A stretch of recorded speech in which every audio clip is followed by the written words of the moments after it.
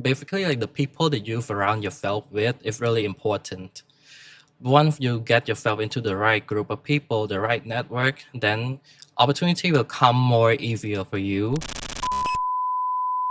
Hello, everybody, and welcome back to another episode of our product series here at Human Managed. I'm Deborah, and today we have RT all the way from Cambodia in Singapore with us to talk about his experience as a SecOps analyst at Human Managed, as well as his unique perspectives that he brings as somebody who lives and works in Cambodia.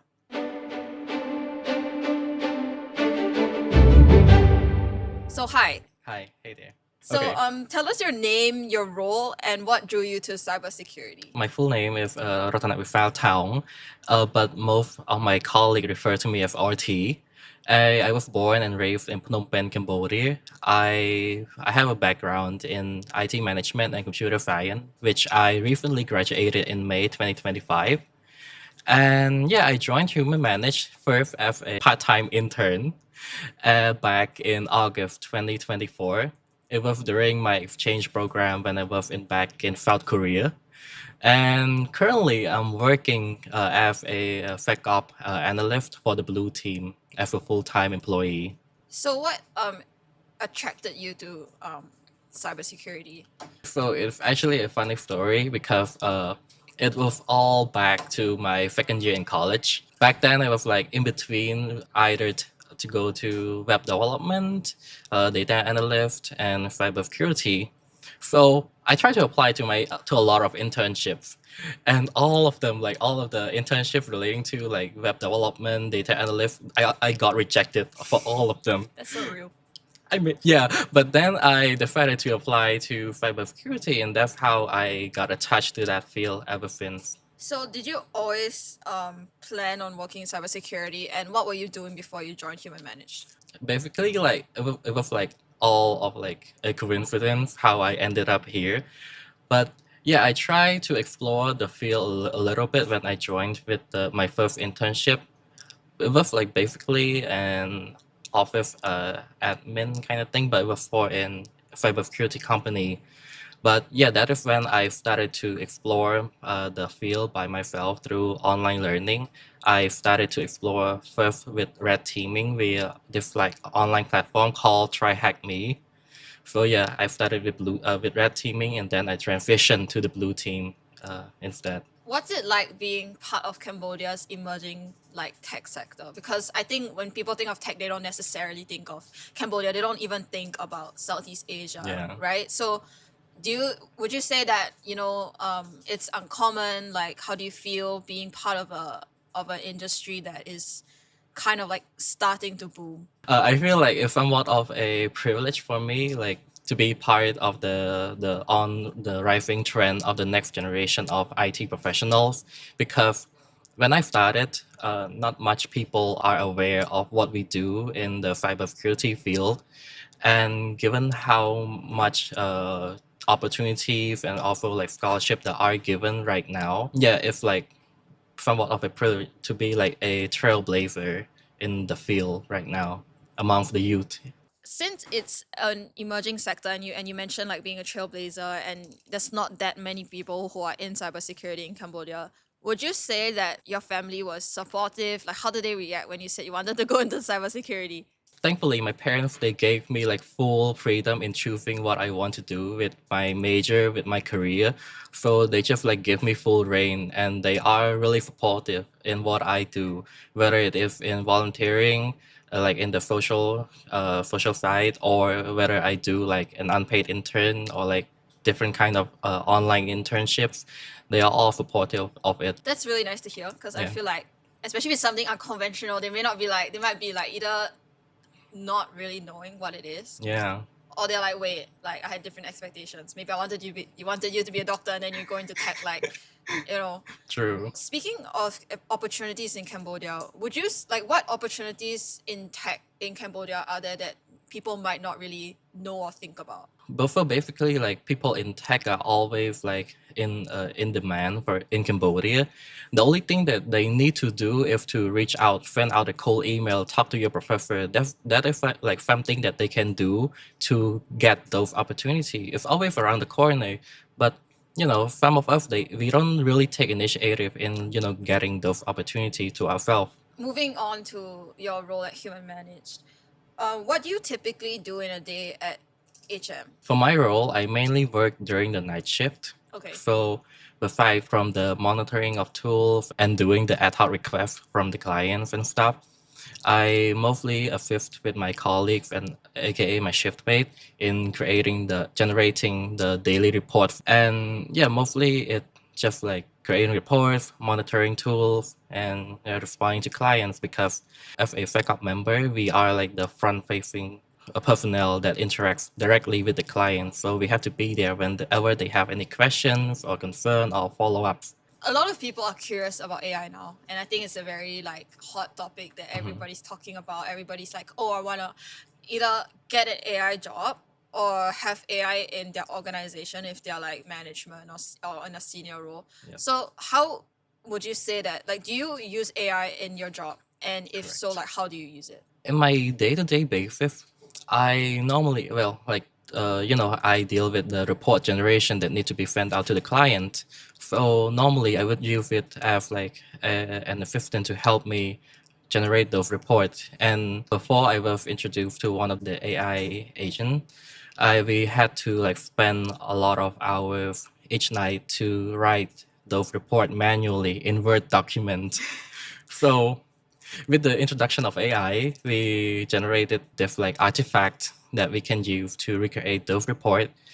So one of the report it actually like helped cut down from usual, I don't know, like 15 minutes to about like 3 minutes per report for some of them. But yeah, it does help a lot within our daily task. And sometimes when we need to do investigation into certain incident or certain task, we also use it to aid us in those investigation because because it's more like a knowledge base for us to make our decision. Has AI changed the way you approach security analysis? Yeah, so just like what I previously mentioned, it does help me a lot in helping me make decision whether to how I can approach a certain task or a certain incident that do happen during the shift.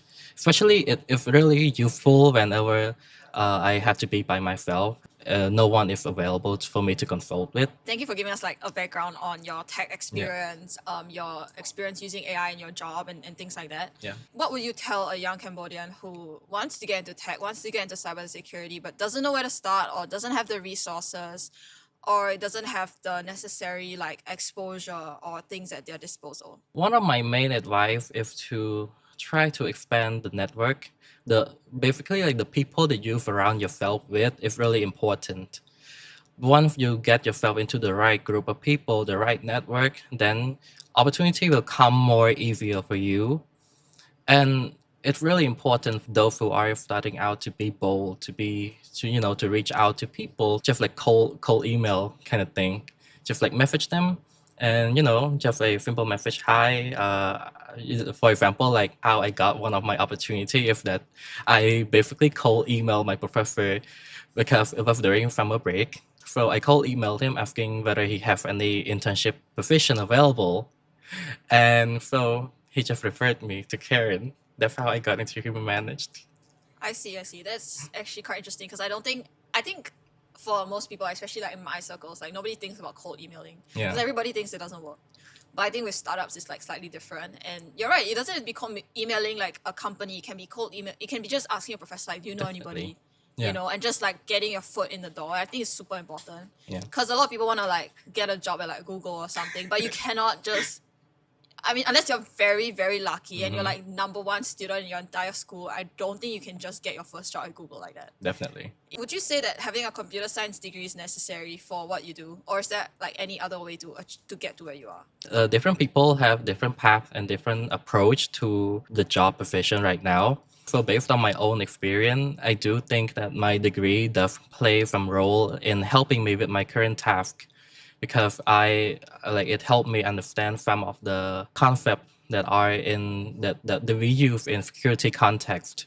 So when we had to use AI to help us with generating the report, understanding a programming language actually helped us to prompt better.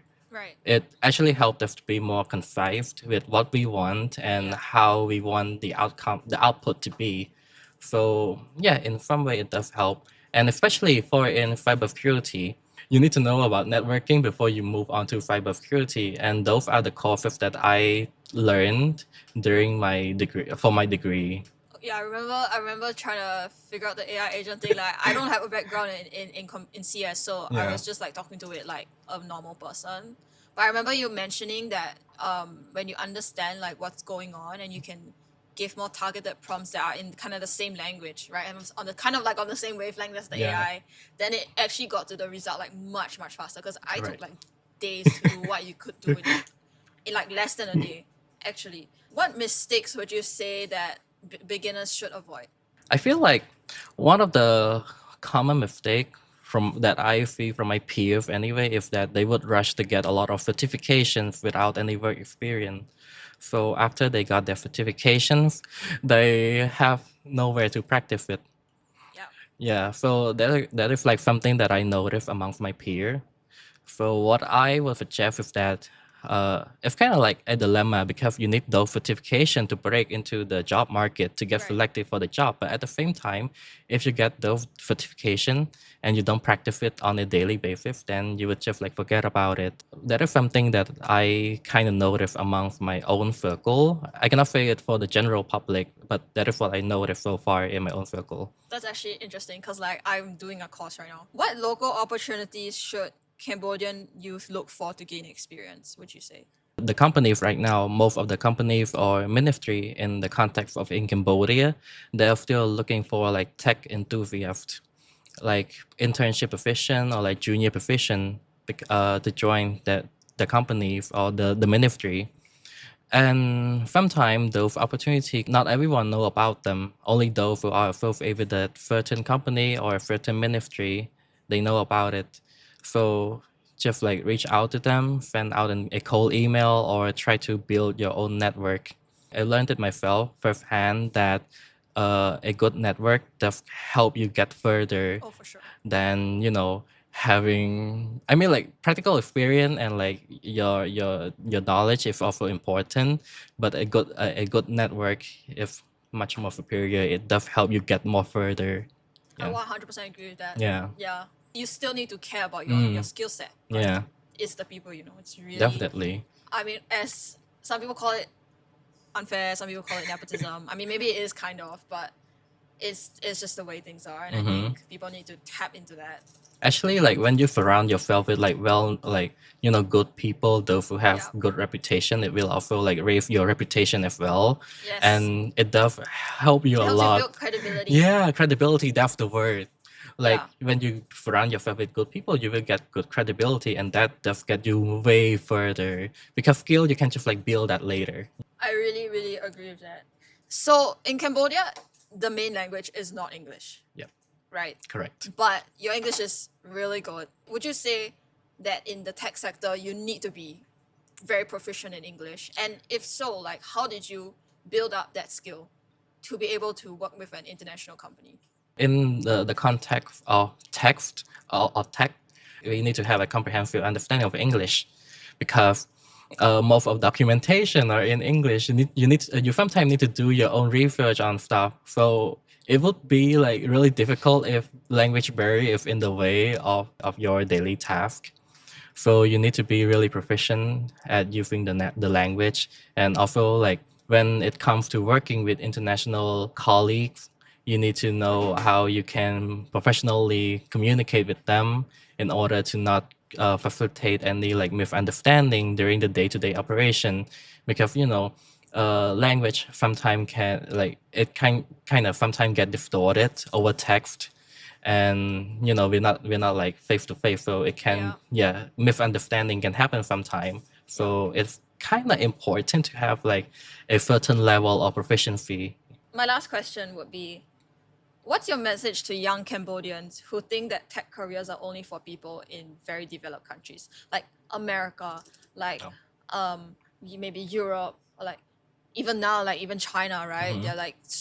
They're like growing so fast. Like to people, I feel like maybe they think that international companies don't really think about Southeast Asia. They don't really think about countries in the region. Mhm. What would you tell them if they want to work in tech but they feel like they are not that they won't stand out, or that people won't even like consider them?